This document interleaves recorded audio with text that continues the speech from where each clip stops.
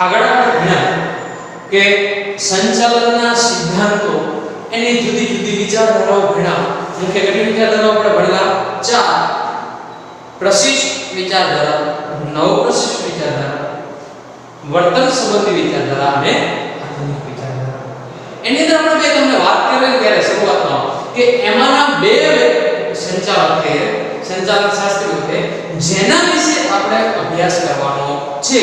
એમાંનો એક Frederick Taylor અને બીજો હેનરી થિયોર. એમાંના પહેલો છે આપણો ફ્રેડરિક ટેલર. ફ્રેડરિક ટેલર કોણ હતો? એને શું શું વસ્તુ લખી, એને કઈ વિચારધારા રજૂ કરી, શેના વિશે માહિતી આપી, એના વિશેનો બેઝિક ખ્યાલ આપણે સમજવાનો છે. જો મેં અહીંયા જે લખેલું છે એ બધા તમારા ટોટલ એક એક માર્કના પ્રશ્નો છે, જેમાંથી એક એક માર્કના પ્રશ્ન પૂછાય. એટલે ખાસ આવો કોઈ પ્રશ્ન નથી, પણ આની અંદરથી એક એક માર્કના પ્રશ્ન પૂછાય એટલે મેં આને પ્રશ્ન સ્વરૂપે બનાવ્યો છે, જેમાંથી પોઈન્ટ વાઇઝ લખ્યો એ બધા પોઈન્ટ એક એક માર્કના પ્રશ્નો. પહેલો ફ્રેડરિક ટેલર, જેનું પૂરું નામ છે ફ્રેડરિક વિન્સલો ટેલર કે FW ટેલર. ફ્રેડરિક વિન્સલો ટેલર મતલબ FW ટેલર, FW ટેલર તરીકે પણ ઓળખવામાં આવે છે. પૂરું નામ છે ફ્રેડરિક વિન્સલો ટેલર. પોતે અમેરિકન મિકેનિકલ એન્જિનિયર હતા. કોણ હતા? અમેરિકન મિકેનિકલ એન્જિનિયર હતા પોતે. અને શરૂઆતમાં સામાન્ય કર્મચારી એપ્રેન્ટિસ. એપ્રેન્ટિસ એટલે તો શું કહેવાય? તો જૂનો જે આપણો કોર્સ હતો એની અંદર એપ્રેન્ટિસના જુદા જુદા પ્રકાર ભણવામાં આવતા, નવા કોર્સની અંદર આવતા નથી. એપ્રેન્ટિસ મતલબ એક તાલીમનો પ્રકાર થાય. તાલીમ કહેવાય. એપ્રેન્ટિસ મતલબ શોર્ટમાં તાલીમ. કે આજે ધંધાકીય એકમની અંદર કોઈ પણ નવો કર્મચારી, જો ધંધાકીય એકમમાં કર્મચારી આવે એની પ્રોસેસ શું હોય? તો કે પહેલા તો આપણે જાહેરાત આપી છાપવામાં, ટીવીમાં, ન્યૂઝપેપરમાં કે અમારે કર્મચારીઓની જરૂર છે.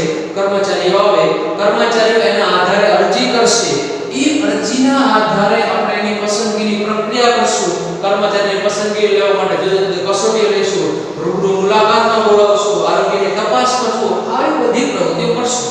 પછી પસંદ થાય પછી આપણી કંપનીમાં આવે. હવે કોઈ પણ કર્મચારી છે એ ધંધાકીય એકમમાં નવો જોડાય તો એની પાસે સૈદ્ધાંતિક જ્ઞાન હોય, એ ભણી આવ્યો હોય તો એની પાસે જ્ઞાન હોય, પણ પ્રેક્ટિકલમાં એનો અમલ કેવી રીતે કરવો એનું જ્ઞાન હોય.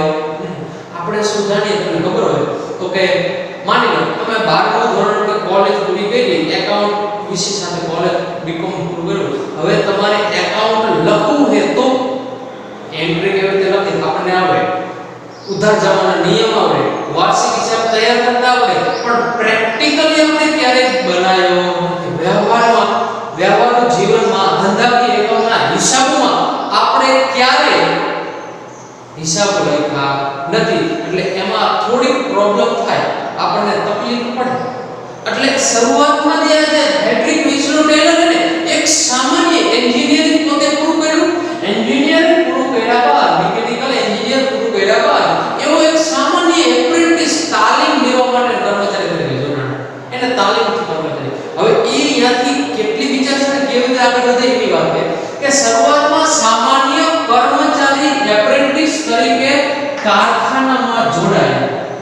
કારખાનાની અંદર એક સામાન્ય એપ્રેન્ટિસ તાલીમ લીધેલ કર્મચારી તરીકે જોડાયા અને ત્યારબાદ ક્રમશઃ બેથલહેમ સ્ટીલ કંપની હતી, એ સ્ટીલ કંપનીના મેનેજર પહોંચે છે. એટલે કે સામાન્ય કર્મચારીથી લઈને મેનેજર બન્યા અને તેમને રૂઢિગત સંચાલનના પડકાર રૂપે વૈજ્ઞાનિક સંચાલનના સિદ્ધાંતો રજૂ કર્યા. એટલા માટે એને વૈજ્ઞાનિક સંચાલનના પિતા તરીકે ઓળખવામાં આવે છે. શું કીધું? તો કે ફ્રેડરિક ટેલર શરૂઆતમાં જે સામાન્ય કર્મચારી એટલે કે તળ સપાટીએ જોડાણા, પછી ધીમે ધીમે કરતા આગળ વધ્યા, ક્રમશઃ જુદી જુદી કંપનીઓમાં પોતાનું યોગદાન આપીને પછી બેથલહેમ સ્ટીલ કંપનીના મેનેજર પદે પહોંચ્યા. એટલે કે તળ સપાટીથી ઉચ્ચ સપાટી સુધી પહોંચ્યા.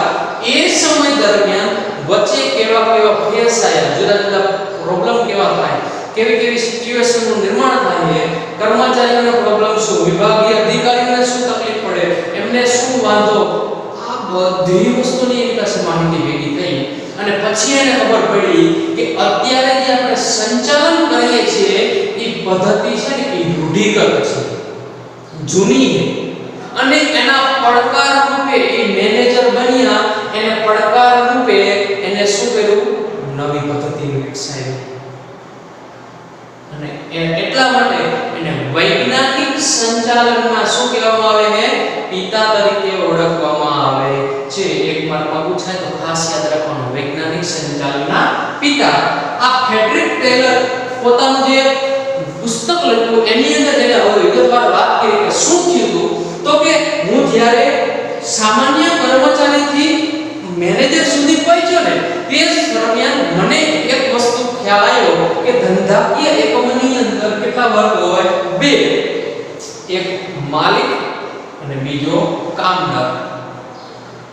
આ બંને છે એ ધંધાકીય એકમ માટે બહુ મહત્વના, આપણે સૌ જાણીએ, પણ ધંધાકીય એકમને હેતુ અને આ બંનેનો હેતુ અલગ અલગ હોય. એકમનો હેતુ વધુ ને વધુ નફો કમાવાનો હોય, માલિકનો હેતુ વધુ ને વધુ નફો કમાવાનો, જ્યારે કામદારનો હેતુ કેવો, વધુ ને વધુ વેતન મેળવવું.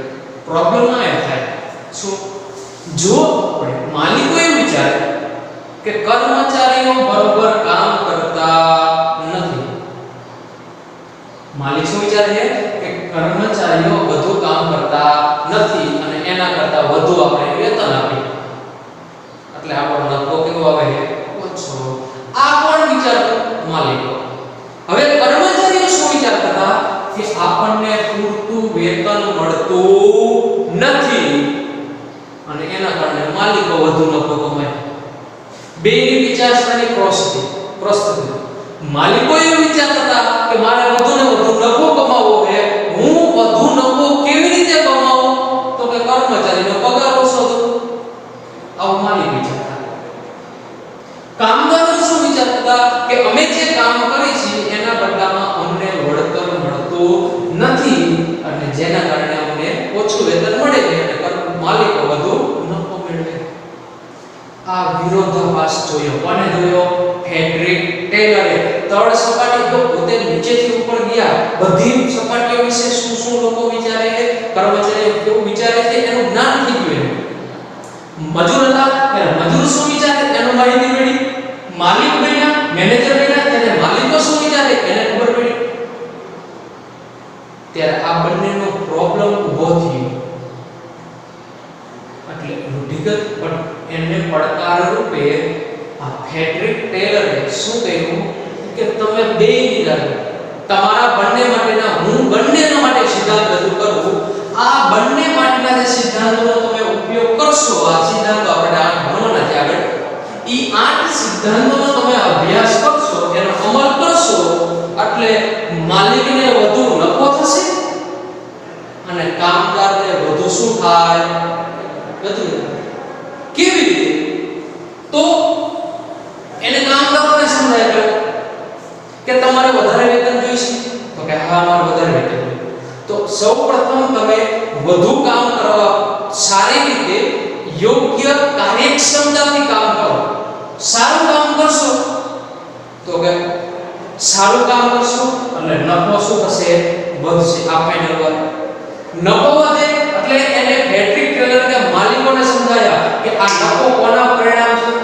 જો પહેલા એ જ કર્મચારી હતા, આજે એ જ કર્મચારીઓ છે, જેટલા સાધનો હતા એટલા જ સાધનો અત્યારે છે, તો ફેર શું પડ્યો, તો કે એ કામદારો વધુ કાર્યક્ષમતાથી કામ કરે છે, સારું કામ કરે છે, તો કામદારોને એનું વળતર મળવું જોઈએ અને જેના રૂપે માલિકો એને વધુ વેતન આપશે.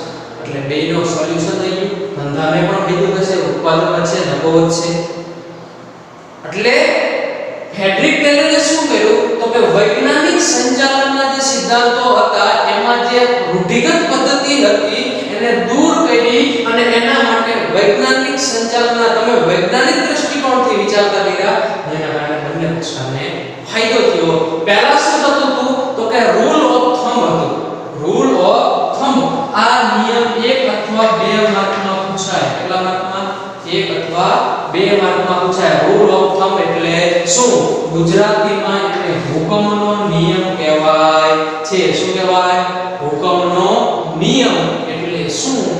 તો કે રૂઢિગત પદ્ધતિમાં મજૂરો હુકમ અનુસાર કામ કરવા ટેવાયેલા હતા, જેને રૂલ ઓફ થંબ કહે છે. 1 માર્કમાં પૂછે દાખલો લખવાનું, 2 માર્કમાં પૂછે તો બંને પોઈન્ટ લખવાના. આગળ આપણે બીજા ચેપ્ટરની અંદર પહેલા લેક્ચરમાં વાત કરી હતી કે રૂઢિગત પદ્ધતિમાં કામદારો હુકમ અનુસાર કામ કરવા ટેવાયેલા હતા.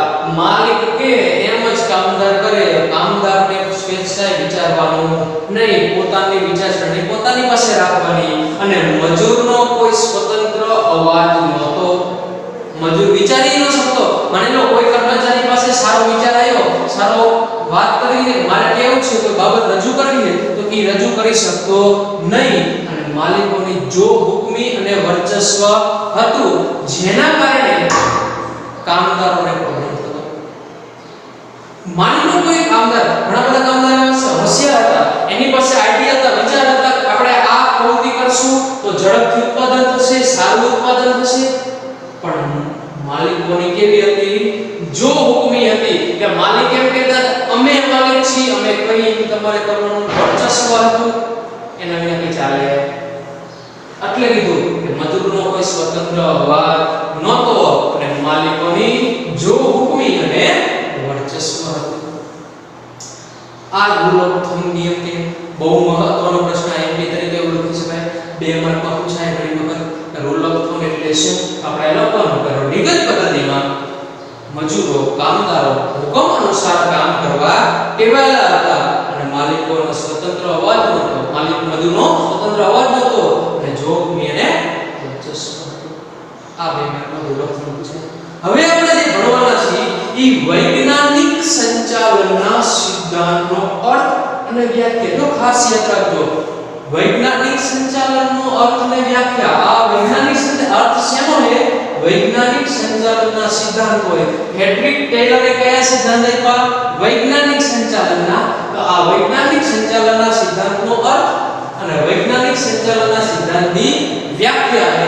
અર્થ જોઈએ, કોઈ પણ ખાસ એકમમાં કે કારખાનામાં કર્મચારીઓના પક્ષે સંપૂર્ણ માનસિક ક્રાંતિ છે. તેઓની તેમના કાર્ય, ફરજો, માલિકો પ્રત્યે માનસિક ક્રાંતિ છે.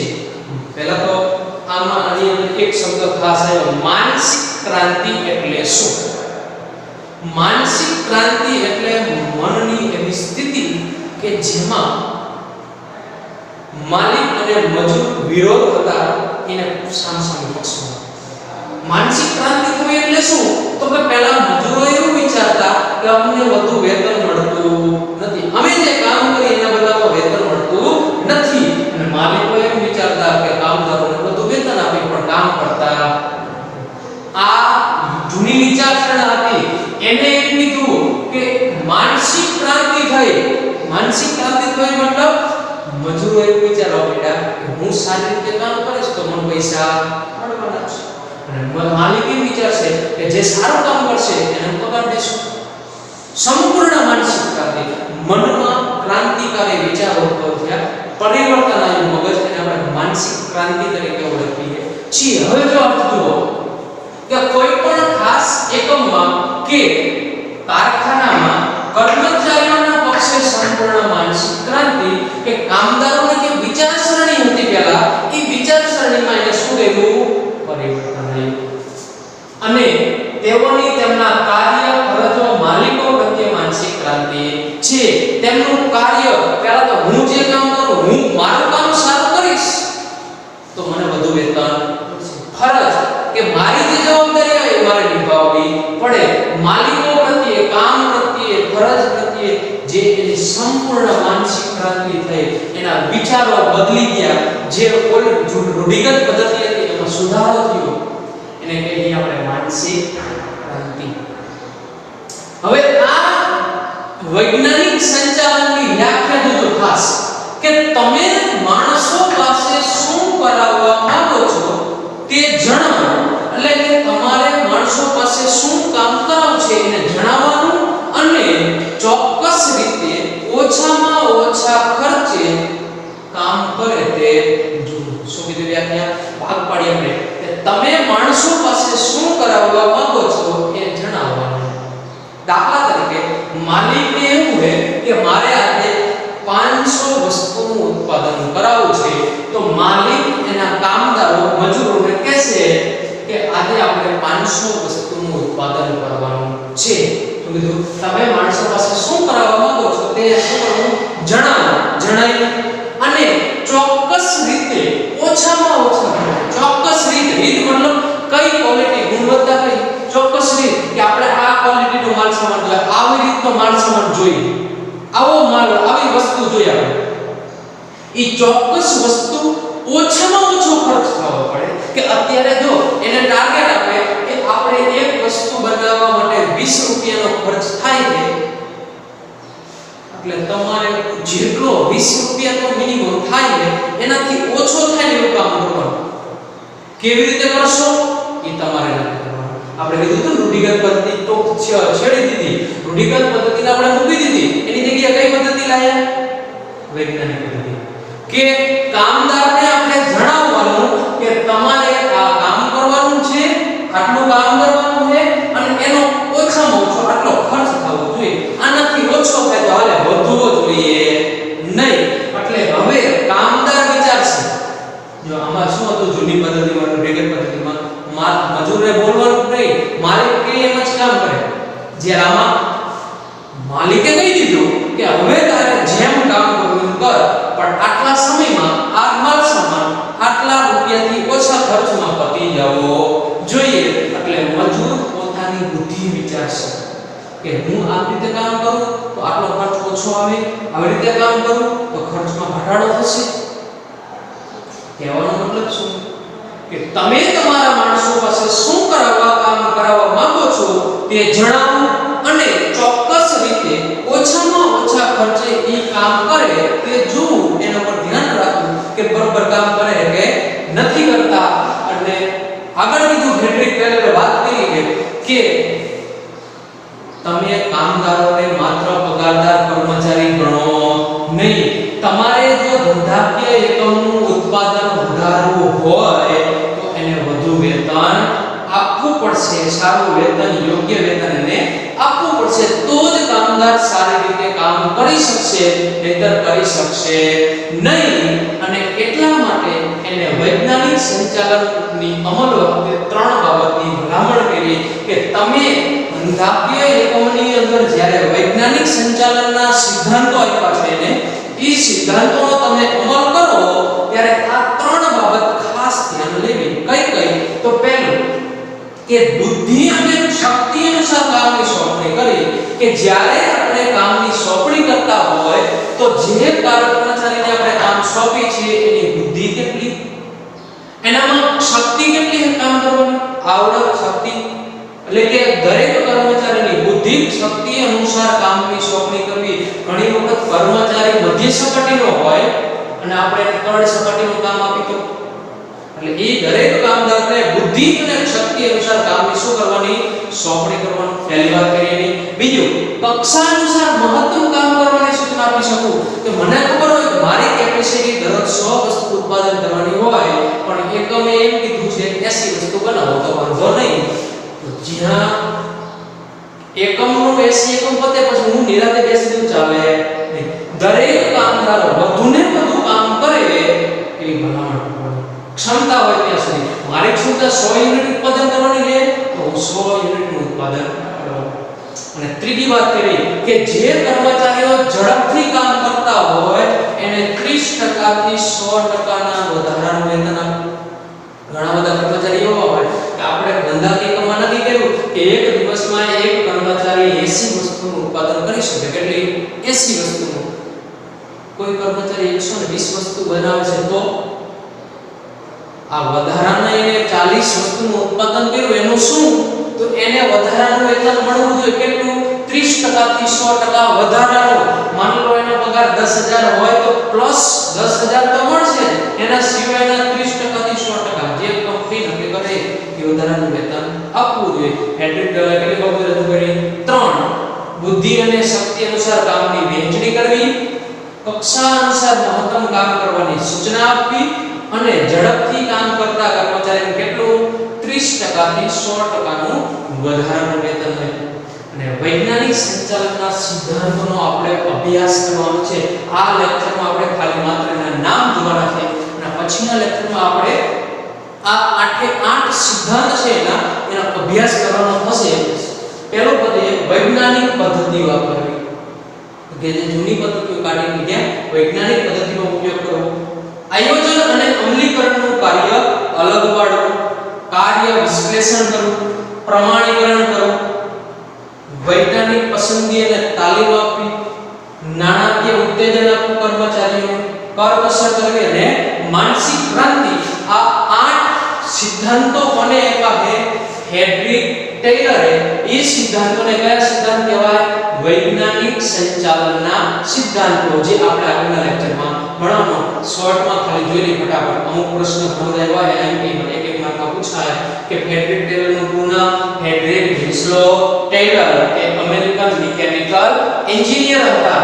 શરૂઆતમાં સામાન્ય એપ્રેન્ટિસ કર્મચારી તરીકે જોડાણા અને ત્યારબાદ ક્રમશઃ બેથલેહેમ સ્ટીલ કંપનીના શું બન્યા? મેનેજર બન્યા છે. પછી રૂલ ઓફ થંબ, એના પેલા વૈજ્ઞાનિક સંચાલનના શું કહેવામાં આવે ને? પિતા તરીકેનો બિરુદ મેળવ્યું છે. પછી કીધું રૂલ ઓફ થંબ એટલે શું? તો કે હુકમનો નિયમ, કે કામદારો હુકમ અનુસાર કામ કરવા ટેવાયેલા હતા. માલિકોની જો હુકમી અને વર્ચસ્વ હતું અને મજૂરનો કોઈ સ્વતંત્ર અવાજ નહોતો. આ વૈજ્ઞાનિક સંચાલનની વ્યાખ્યા છે કે કોઈ પણ ખાસ એકમમાં કે કારખાનામાં કામ કરતા કર્મચારીઓ પક્ષે સંપૂર્ણ માનસિક ક્રાંતિ અને તેઓની તેમના કામ, ફરજ, માલિકો પ્રત્યે માનસિક ક્રાંતિ છે.